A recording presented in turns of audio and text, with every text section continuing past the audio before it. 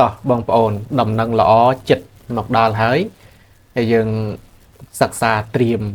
ឲ្យហើយគេហៅថាសំលៀងកំបិតឲ្យហើយនៅពេលដែលដំណឹងល្អមកដល់គឺថាកំបិតយើងហ្នឹងវាមុតបានល្អបាទខ្ញុំសូមជូននៅវប្បធម៌ទូទៅត្រៀមប្រឡងនានាប្រភេទសំណួរនិងចម្លើយខ្លីៗដែលជាឯកសារខ្ញុំស្រង់ចេញមកពីប្រភព page ឬក៏ Facebook នានាហើយឯកសារដែលអ្នកបង្ហោះតាម page តាមអីហ្នឹងខ្ញុំគិតថាជាឯកសារដែលមានភាគរយចេញច្រើនទៅអ្នកបង្ហោះហ្នឹងយកទៅបង្ហោះដូច្នេះហើយខ្ញុំក៏សម្រេចចិត្តដកស្រង់ឯកសារតាមរយៈការបង្ហោះហ្នឹងយកមកផលិតជាវីដេអូចែកជូនបងប្អូនសិស្សានុសិស្សដែលមានបំណងប្រាថ្នាចង់ប្រឡងក្របខ័ណ្ឌនានាយកមកសិក្សាងាយហើយស្រួលដែរតាម YouTube ពេលខ្លះបងប្អូនរវល់ឬក៏មិនបានអានអីគ្រាន់តែចាក់ស្ដាប់ទៅគឺជំនួយច្រើនដល់ចំណេះដឹងផ្នែកវប្បធម៌ទូទៅបាទអញ្ចឹងខ្ញុំសូមអានបាទច្រើនណាស់100សំណួរឯណោះសំណួរទី1តើទិវាជាតិអំណានប្រារព្ធឡើងរៀងរាល់ឆ្នាំនៅពេលណាបាទអញ្ចឹងចម្លើយមាន4ជម្រើសខ្ញុំយកចម្លើយដែលត្រឹមត្រូវតែម្ដងគឺថ្ងៃទី11ខែមីនាថ្ងៃទី11ខែមីនានេះគឺជាថ្ងៃដែលសម្ដេចព្រះសង្ឃរាជជួនណាតទ្រង់ប្រសូតអញ្ចឹងទិវាអំណានជាតិគឺយកថ្ងៃហ្នឹងតែម្ដងបាទទី11ខែមីនាប្រិយមិត្តចាំថ្ងៃដែលព្រះសង្ឃរាជជួនណាតប្រសូតក៏ដូចជាចាំថ្ងៃទិវាអំណានជាតិនឹងដែរបាទងាយដែរបាទសំណួរទី2តើរឿងភូមិដីរឆានមានប៉ុន្មានវគ្គបាទចម្លើយគឺមាន17វគ្គបាទរឿងភូមិដីរឆាន17វគ្គសំណួរទី3តើស្ពានអ្នកលឿងមានប្រវែងប៉ុន្មានម៉ែត្របាទចម្លើយគឺ2215ម៉ែត្របាទ2215ម៉ែត្រវែងមែនតើសំណួរទី4តើស្ដេចអង្គណាដែលសោយរាជមុនគេនៅកម្ពុជាបាទចម្លើយត្រឹមត្រូវគឺព្រះនាងលាវយីបាទធ្លាប់ចេញប្រឡងច្រើនដែរបាទប្រឡងគ្រូក៏ធ្លាប់ចេញប្រឡងក្រមការអីក៏ធ្លាប់ចេញដែរសំណួរមួយនេះសំណួរទី5តើសម្ដេចព្រះសង្ឃរាជជួនណាតប្រសូតនៅឆ្នាំណាដូចទិវាអំណានជាតិមិញអូនេះសួរឆ្នាំទេមិនមែនថ្ងៃទេបាទឆ្នាំគឺឆ្នាំ1883ថ្ងៃទី11ខែមីនាដែលត្រូវនឹងទិវាអំណានជាតិខាងលើនឹងឯងសំណួរទី6តើមហេសីទី1របស់ព្រះបាទជ័យវរ្ម័នទី7ព្រះនាមអ្វីបាទចម្លើយគឺជ័យរាជទេវីហើយមហេសីទី2ហ្នឹងគឺព្រះនាងឥន្ទ្រទេវីខាងលើហ្នឹងទី2ដល់ទី1ជ័យរាជទេវីបាទសំណួរទី7តើរដ្ឋធម្មនុញ្ញនៃព្រះរាជាណាចក្រកម្ពុជា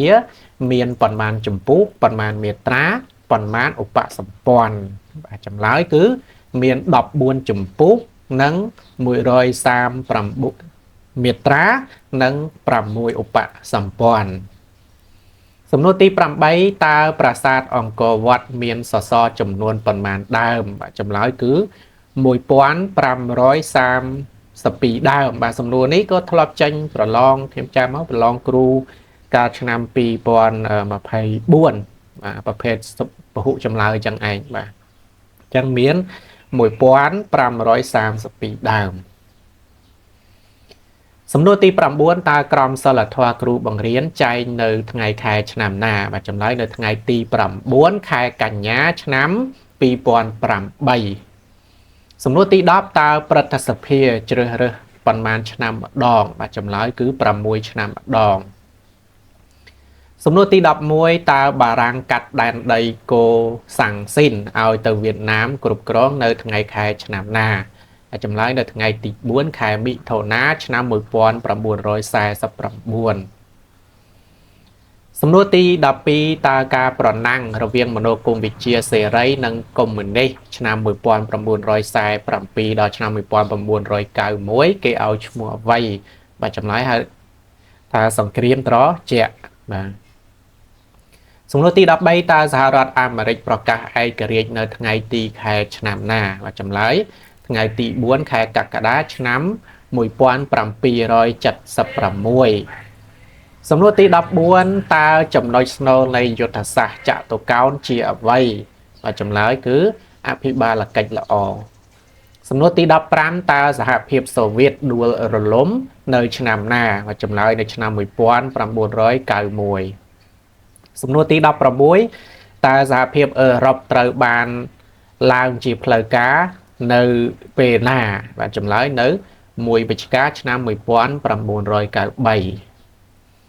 សំណួរទី17តើគម្រោងប្រែជីកហ្វូណនដៃជោក្រុងនឹងបើកការដ្ឋាននៅថ្ងៃទីខែឆ្នាំណាបាទចម្លើយនៅថ្ងៃទី4ខែសីហាឆ្នាំ2024សំទោសថ្ងៃទី5ខែសីហាឆ្នាំ2024បាទសំណួរពាក់ព័ន្ធនឹងប្រែជីកហ្វូណនក៏ចេញញាក់ដែរបាទសារចេញមែនតើសំណួរទី18តើចាប់ពីឆ្នាំ1993មកប្រទេសកម្ពុជាមានការបោះឆ្នោតជ្រើសរើសក្រុមប្រឹក្សាឃុំសង្កាត់ប៉ុន្មានលើកបាទ5លើកបាទសំណួរខ្លះអាចថា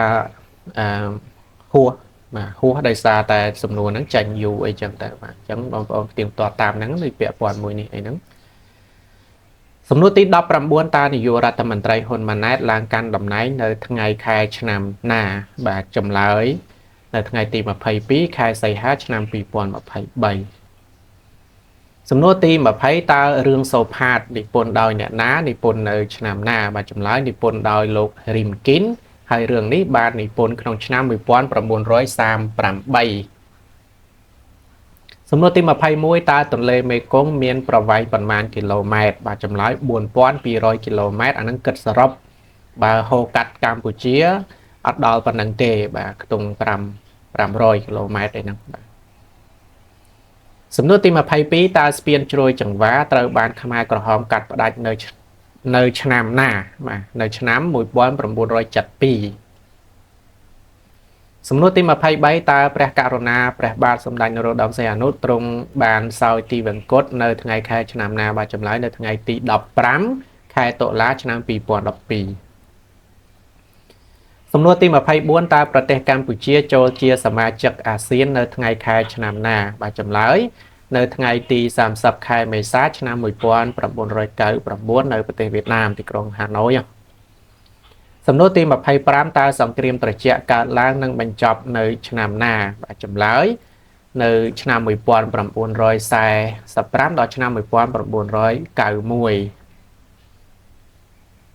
សំណួរទី26តើអ្វីជាមជ្ឈការចម្លើយជាប្រព័ន្ធគ្រប់គ្រងដែលប្រមូលផ្ដុំអំណាចនៅតែក្នុងកណ្ដាប់ដៃរបស់រដ្ឋបាល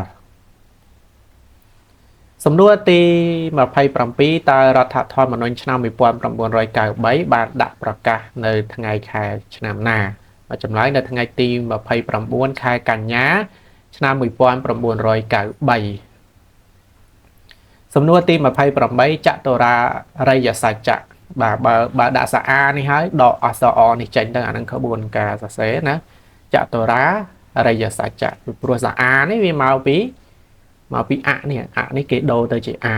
ខ្ញុំជូនប៉ុណ្ណឹងបាទចតុរារិយសច្ចៈណាគឺជាសេចក្តីពិត4យ៉ាងដែលមិនคล้ายคล้ายសេចក្តីពិតទាំង4យ៉ាងរួមមានបាទអញ្ចឹងចម្លើយគេឲ្យជ្រើសរើសមានទុក្ខអរិយសច្ចៈទុក្ខសមុទយសច្ចៈទុក្ខនិរោធសច្ចៈបាទតបភ្ជាប់ពាក្យសច្ចៈទាំងអស់មកល្អជាងបាទហើយដឹងមជ្ឈិមបដិបទាមានបញ្ហាអក្ខរាវិរុទ្ធសំណួរទី29តើសត្វរុក្ខជាតិផ្កានិមិត្តរូបតំណាងប្រទេសកម្ពុជាទាំង7មានអ្វីខ្លះបាទសត្វមានគោព្រៃសត្វស្លាបសត្វត្រយងបាទហើយគេហៅថាសត្វដែលនៅលើទឹកផងនៅលើគោកផងសត្វអណ្ដើកខ្លះហៅថាអណ្ដើកលួងខ្លះហៅថាអណ្ដើកសរសៃហើយត្រីគល់រាំងដើមត្នោតផ្ការំដួលចេកពងមាន់បាទមាន7ហ្នឹងសំណួរទី30តើក្រុមសាមគ្គីបង្កបង្កើនផលបង្កើតឡើងនៅឆ្នាំណាចម្លើយ នៅឆ្នាំ1979សំណួរទី31តើសាលាក្តីខ្មែរក្រហមបង្កើតនៅពេលណាចម្លើយនៅថ្ងៃទី6ខែមិថុនាឆ្នាំ2003សំណួរទី32តើព្រះពុទ្ធទ្រង់ប្រសូតនៅពេលណាទ្រង់ប្រសូតនៅថ្ងៃពុធ15កើតខែពិសាខឆ្នាំចបាទប្រសូតកន្លែងនេះខ្ញុំចាំដូចជាថ្ងៃសុក្រទេបាទ15កើតខែពិសាខឆ្នាំចដូចជាថ្ងៃសុក្រឬក៏ខ្ញុំភ្លេចមិនដឹងអញ្ចឹងបងប្អូនចាំជួយឆែកមើលបន្ថែមបាទដូចជាថ្ងៃសុក្របាទសំណួរទី33តើស្ដំរបស់អាស៊ានមានអ្វីខ្លះចម្លើយសហគមន៍សន្តិសុខនយោបាយសហគមន៍សេដ្ឋកិច្ចនិងសហគមន៍វប្បធម៌សង្គមសំណួរទី34កម្ពុជាបានចាប់ផ្ដើមរកឃើញមានករណី COVID-19 ដំបូងបង្អស់នៅថ្ងៃខែឆ្នាំណាបាទចម្លើយនៅថ្ងៃទី27ខែមករាឆ្នាំ2020ចុងឆ្នាំ2019សំណួរទី35តើការអភិវឌ្ឍបច្ចេកវិទ្យាព័ត៌មាននិងទូរគមនាគមន៍ស្ថិតនៅយុទ្ធសាស្ត្រចតុកោណទីប៉ុន្មានបាទចម្លើយចតុកោណទី2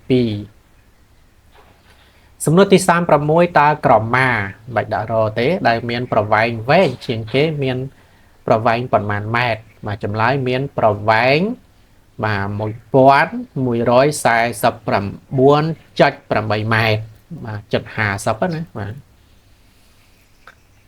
សំណួរទី32តើប្រទេសបារាំងបានគ្រប់គ្រងប្រទេសកម្ពុជាអស់រយៈពេលប៉ុន្មានឆ្នាំបាទចម្លើយ90ឆ្នាំសំណួរទី38តើពាក្យសហករណ៍ក្នុងរបបកម្ពុជាប្រជាធិបតេយ្យមានអត្ថន័យដូចម្ដេចបាទចម្លើយរស់នៅរួមមិនមានកម្មសិទ្ធិឯកជនមួយនេះដូចធ្លាប់ប្រឡងចេញក្រមការបាទសំណួរទី39តើបញ្ចសិលមានន័យដូចម្ដេចចម្លើយមានន័យថាសិល5ពីព្រោះបញ្ចហ្នឹងគឺ5បាត់ហើយបាទនិយាយចាំសំណួរទី40តើរដ្ឋអ៊ីស្រាអែលប្រកាសបង្កើតជាផ្លូវការនៅថ្ងៃខែឆ្នាំណាចម្លើយថ្ងៃទី24ខែឧសភាឆ្នាំ1948សំណួរទី41ពាក់ព័ន្ធនឹងវប្បធម៌សម្បត្តិវប្បធម៌ដែលចូលក្នុងបញ្ជីបេតិកភណ្ឌពិភពលោកសំណួរទី41ឧទ្យានបុរាណវិទ្យាអង្គរបានបញ្ចូលក្នុងបញ្ជីបេតិកភណ្ឌពិភពលោកបាទចម្លើយនៅថ្ងៃទី14ខែធ្នូឆ្នាំ1992សំណួរទី42ប្រាសាទព្រះវិហារបានបញ្ចូលក្នុងបញ្ជីបេតិកភណ្ឌពិភពលោកបាទចម្លើយថ្ងៃទី7ខែកក្កដាឆ្នាំ2008សំណួរទី43តំបន់ប្រាសាទសម្បូរព្រៃគុកបានបញ្ចូលក្នុងបញ្ជីបេតិកភណ្ឌពិភពលោកចម្លើយនៅថ្ងៃទី8ខែកក្កដាឆ្នាំ2017សំណួរទី44ប្រាសាទកោះកេរបានបញ្ចូលក្នុងបញ្ជីបេតិកភណ្ឌពិភពលោកចម្លើយនៅថ្ងៃទី17ខែកញ្ញាឆ្នាំ2023សំណួរទី45របាំព្រះរាជទ្រព្យបានបញ្ចូលក្នុងបញ្ជីបេតិកភណ្ឌពិភពលោកបាទគឺនៅថ្ងៃទី7ខែវិច្ឆិកាឆ្នាំ2003សំណួរទី46ល្ខោនស្រមោលស្បែកធំបានបញ្ចូលក្នុងបញ្ជីបេតិកភណ្ឌពិភពលោកនៅថ្ងៃទី25ខែវិច្ឆិកាឆ្នាំ2005សំណួរទី47ល្បែងទាញព្រ័ត្របានបញ្ចូលក្នុងបញ្ជីបេតិកភណ្ឌពិភពលោកបាទចម្លើយនៅថ្ងៃទី2ខែធ្នូឆ្នាំ2025សំណួរទី48ចាប៉ីដងវែងបានបញ្ចូលក្នុងបញ្ជីបេតិកភណ្ឌពិភពលោកនៅថ្ងៃទី30ខែវិច្ឆិកាឆ្នាំ2016សំណួរទី49ល្ខោនខោលបានបញ្ចូលក្នុងបញ្ជីបេតិកភណ្ឌពិភពលោកបាទនៅថ្ងៃទី28ខែវិច្ឆិកាឆ្នាំ2018សំណួរទី50គុណល្បុក្កតោបានបញ្ចូលក្នុងបញ្ជីបេតិកភណ្ឌពិភពលោកមកចម្លើយនៅថ្ងៃទី29ខែវិច្ឆិកាឆ្នាំ2022សំណួរទី51តើគិតមកដល់បច្ចុប្បន្ននេះរដ្ឋធម្មនុញ្ញឆ្នាំ1993ត្រូវបានធ្វើវិសោធនកម្មចំនួនប៉ុន្មានលើកបាទចម្លើយគឺ10លើកបាទសំណួរទី52តើតាំងពីឆ្នាំ1993មកការបោះឆ្នោតជាតិ មានប្រមាណលើកមកហើយបាទចម្លើយមាន7បាទ7លើកសំណួរទី93តើក្រោយការរំដោះពីរបបប្រល័យពូជសាសន៍ខ្មែរក្រហមកម្ពុជាត្រូវបានបែងចែកជាប៉ុន្មានបាទប្រមាណភាគីបាទក្នុងនេះអត់ដាក់ចម្លើយខ្ញុំក៏មិនអានដែរបងប្អូនស្រាវជ្រាវខ្លួនឯងសំណួរទី54តើអាកាសយានដ្ឋានបើដាក់ជើងតជើងដនេះមកទេអន្តរជាតិពោធិ៍ចិនតុងត្រូវបានបដូរឈ្មោះជាអាកាសយានដ្ឋានអន្តរជាតិភ្នំពេញនៅឆ្នាំណាបាទចម្លើយនៅឆ្នាំ2003សំណួរទី55តើសៀមត្រួតត្រាក្រុងអង្គរចំនួនប៉ុន្មានលើកបាទចម្លើយមាន3លើកសំណួរទី56គុណធម៌បាទគុណធម៌នេះសញ្ញារបាតប៉ុន្តែប្រហែលជាចុចទៅចុចប្រហែលជាចុចកន្លែង shift អត់ដល់ទៅក៏ចេញសញ្ញានេះអក្សរ i ស្រៈវិញតួគុណធម៌ចែកចេញជាប៉ុន្មានបែបបាទគឺគុណធម៌សាមញ្ញនិងគុណធម៌កំណើតបាទ2សំណួរទី57តើក្រុមឈាមរបស់មនុស្សត្រូវបានបែងចែកជាប៉ុន្មានក្រុមធំៗបាទចម្លើយមានមាន4ក្រុមសំណួរទី58តើតាមសុរិយគតិរដូវមានប៉ុន្មានអ្វីខ្លះបាទមាន4គឺនិទាខរដូវនេះរដូវក្តៅវស្សានរដូវបាទសារតៈរដូវនិងសិសិរៈបាទសិរដូវបាទ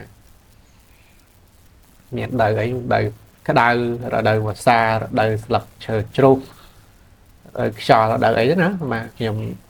អត់ចាំដែរសំណួរទី59តើសហរដ្ឋអាមេរិកបានទម្លាក់គ្រាប់បែកលើទឹកដីកម្ពុជាចន្លោះឆ្នាំណាបាទចម្លើយគឺចន្លោះឆ្នាំ1969ដល់1973សំណួរទី60តើប្រទេសកម្ពុជាបានចុះហត្ថលេខាចូលជាភាគីនៃអនុសញ្ញាស្តីពីសិទ្ធិកុមារនៅថ្ងៃខែឆ្នាំណាបាទចម្លើយថ្ងៃទី22ខែកញ្ញាឆ្នាំ1992សំណួរទី61តើសុភាវធម៌ចែកចេញជាប៉ុន្មាន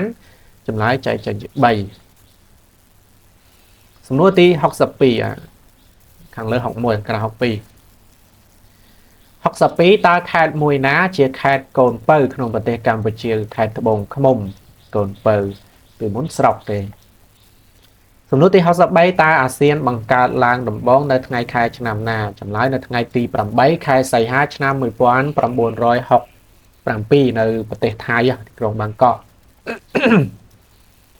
សំណួរទី64ប្រទេសស្ថាបនិកអាស៊ានមាន5ប្រទេសគឺបាទចម្លើយប្រទេសថៃប្រទេសម៉ាឡេស៊ីប្រទេសឥណ្ឌូនេស៊ីប្រទេសសិង្ហបុរីនិងប្រទេសហ្វីលីពីនបាទជាស្រ័យបងប្អូន100សំណួរអានត្រឹម60សំណួរខាស់កបដោយខ្ញុំចង់ឲ្យវីដេអូនេះវានៅជាមួយគ្នាតែម្ដងសំណួរទី65ប្រទេសព្រុយណេចូលជាសមាជិកអាស៊ានបាននៅថ្ងៃទី8ខែមករាឆ្នាំ1984សំណួរទី66ប្រទេសវៀតណាមចូលជាសមាជិកអាស៊ានបាននៅថ្ងៃទី28ខែកក្កដាឆ្នាំ1995សំណួរទី67ប្រទេសមីយ៉ាន់ម៉ាចូលជាសមាជិកអាស៊ានបាទចម្លើយនៅថ្ងៃទី23ខែកក្កដាឆ្នាំ1997សំណួរទី68ប្រទេសឡាវចូលជាសមាជិកអាស៊ានបាទចម្លើយនៅថ្ងៃទី23ខែកក្កដាឆ្នាំ1997សំណួរទី29ប្រទេសកម្ពុជាចូលជាសមាជិកអាស៊ានបាទនៅថ្ងៃទី30ខែមេសាឆ្នាំ1999សំណួរទី70តើបាវចនាអាស៊ានមានអ្វីខ្លះចម្លើយចក្ខុវិស័យតែមួយអត្តសញ្ញាណតែមួយនិងសហគមន៍តែមួយអានេះក៏ឧស្សាហ៍ចេញប្រឡងក្របខ័ណ្ឌផ្សេងដែរសំណួរទី71តើអាស៊ានមានគោលការណ៍ប៉ុន្មានចំណុចបាទចម្លើយមាន6ចំណុចសំណួរទី72សហគមន៍អាស៊ានកើតចេញពីសសរស្តម្ភចំនួន3រួមមានបាទចម្លើយសហគមន៍សេដ្ឋកិច្ចអាស៊ានសហគមន៍នយោបាយនិង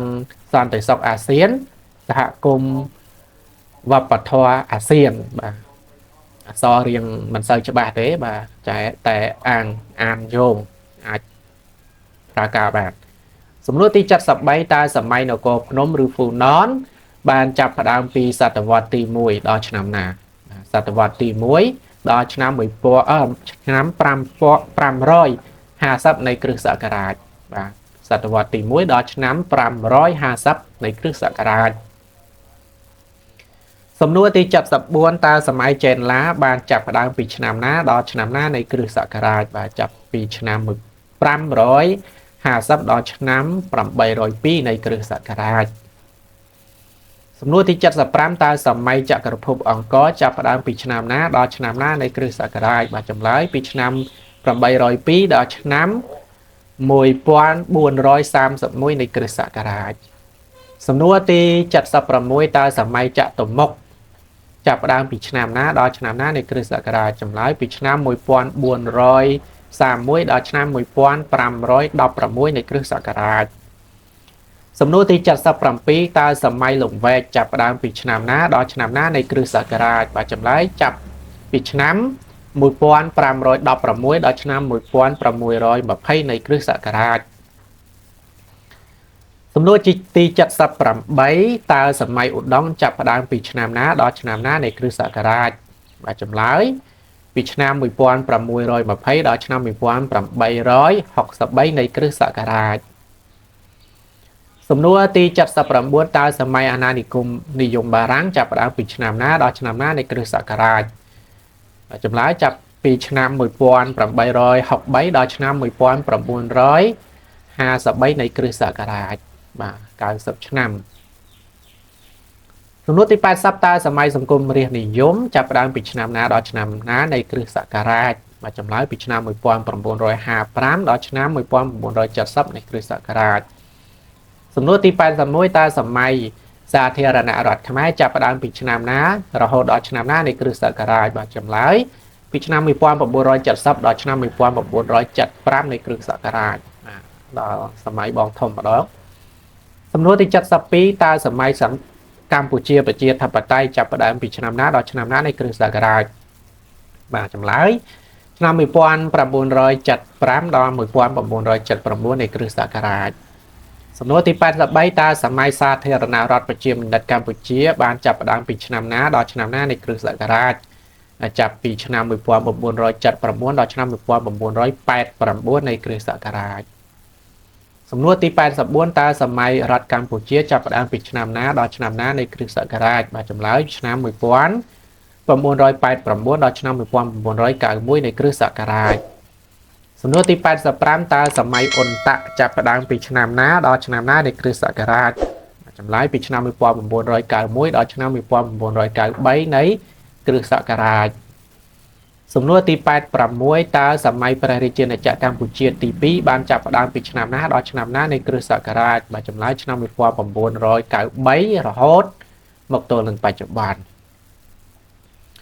សំណួរទី87តើប្រទេសកម្ពុជាបានឈ្នះក្តីរឿងប្រាសាទព្រះវិហារនៅពេលណាបាទចម្លើយនៅថ្ងៃទី15ខែមិថុនាឆ្នាំ1962សំណួរទី88តើបក្សីតំណាងប្រទេសកម្ពុជាឈ្មោះអ្វីសត្វត្រយងយ៉ាងជួបមិញហើយសំណួរទី89តើគោលនយោបាយភូមិឃុំមានសុវត្ថិភាពត្រូវបានអនុម័តនៅឆ្នាំណានៅឆ្នាំ2010សំណួរទី90តើប្រទេសកម្ពុជាបានប្រកាន់យករបបរាជានិយមអាស្រ័យរដ្ឋធម្មនុញ្ញចាប់ពីពេលណាបាទចាប់ពីថ្ងៃទី6ខែឧសភាឆ្នាំ1947សំណួរទី91តើប្រទេសកម្ពុជាឈ្នះក្តីក្តាំរឿងប្រាសាទព្រះវិហារនៅតុលាការអន្តរជាតិពេលណាចម្លើយថ្ងៃទី15ខែមិថុនាឆ្នាំ1962ដូចជួបខាងលើម្ដងសំណួរទី92តើប្រទេសកម្ពុជាលុបចោលទោសប្រហារជីវិតនៅឆ្នាំណាចម្លើយនៅឆ្នាំ1989សំណួរទី93តើយុទ្ធសាស្ត្រដែលរដ្ឋាភិបាលកម្ពុជាអាណត្តិទី2ដាក់ចេញជាអ្វីបាទចម្លើយយុទ្ធសាស្ត្រត្រីកោណសំណួរទី94តើកីឡាស៊ីហ្គេមឆ្នាំ2025ប្រទេសណាធ្វើម្ចាស់ផ្ទះឆ្នាំ2025គឺប្រទេសថៃថ្មីសំណួរទី95តើប្រទេសកម្ពុជាធ្លាប់ធ្វើជាម្ចាស់ ទះការប្រកួតកីឡា SEA Games ប៉ុន្មានដងបាទចម្លើយ2ដងសំណួរទី91តើបណ្ដាប្រទេសអាស៊ានទាំងអស់ប្រទេសណាខ្លះដែលមានទន្លេមេគង្គហូរកាត់បាទមានប្រទេសកម្ពុជាវៀតណាមឡាវថៃនិងភូមាសំណួរទី97តើនាយករដ្ឋមន្ត្រីហ៊ុនម៉ាណែតឡើងកាន់តំណែងនៅពេលណានៅថ្ងៃទី22សីហាឆ្នាំ2023ជួបខាងលើម្ដងហើយសំណួរទី98តើទន្លេមេគង្គមានប្រវែងប្រមាណគីឡូម៉ែត្រនេះក៏ជួបហើយដែរ4200គីឡូម៉ែត្របាទពេលឃើញ2ដងចឹងបានដឹងថាយើងអាចចាំបានឬមិនបានសំណួរទី99រាជធានីលង្វែកត្រូវបានកសាងឡើងរយៈពេលប៉ុន្មានឆ្នាំពីឆ្នាំណាដល់ឆ្នាំណាបាទចម្លើយ3ឆ្នាំបាទគឺពីឆ្នាំ1527ដល់ឆ្នាំ1529រយៈពេល3ឆ្នាំណាសំណួរទី100តើរាជរដ្ឋាភិបាលកម្ពុជានីតិកាលទី7នៃរដ្ឋសភាបានដាក់ចេញនូវយុទ្ធសាស្ត្រអ្វីបាទចម្លើយគឺយុទ្ធសាស្ត្របញ្ចកោណបាទ100សំណួរបើចាំបាន100សំណួរហ្នឹងសង្ឃឹមថាមិនក៏បានខ្លះដែរណាតែតរំតែលັດការប្រកាសជ្រើសរើសប្រឡងគ្រូកិច្ចព្រមព្រៀងអីមកដល់ទៀតអាហ្នឹងយើងកាន់តែចាំបានប៉ុណ្ណឹងទៀតបាទខ្ញុំនឹងព្យាយាមដកស្រង់សំណួរដែលអាចថាមានភាគរយចេញច្រើនបាទតាមเพจតាមអីហ្នឹងយកមកផលិតជាវីដេអូអានជូនបងប្អូនគ្រាន់ស្ដាប់កំសាន្តពេលរាត្រីពេលអីចឹងទៅពេលខ្លះมันបានអានខ្លួនឯងទេហើយបានស្ដាប់យោងទៅមើលទូរស័ព្ទបដាទៀតក៏ជាជំនួយដែរបាទប្រិយមិត្តពេញចិត្តកុំភ្លេចចុច like comment ហើយជាពិសេសចុច subscribe ដើម្បីងាយស្រួលនឹងទទួលបានព័ត៌មានពាក់ព័ន្ធនឹងការផលិតវិញ្ញាសាឬក៏ឯកសារការប្រឡងក្របខ័ណ្ឌនានាបាទនៅពេលដែលខ្ញុំអាប់ឡូតទៅបាទអរគុណជួបគ្នានៅវីដេអូក្រោយទៀត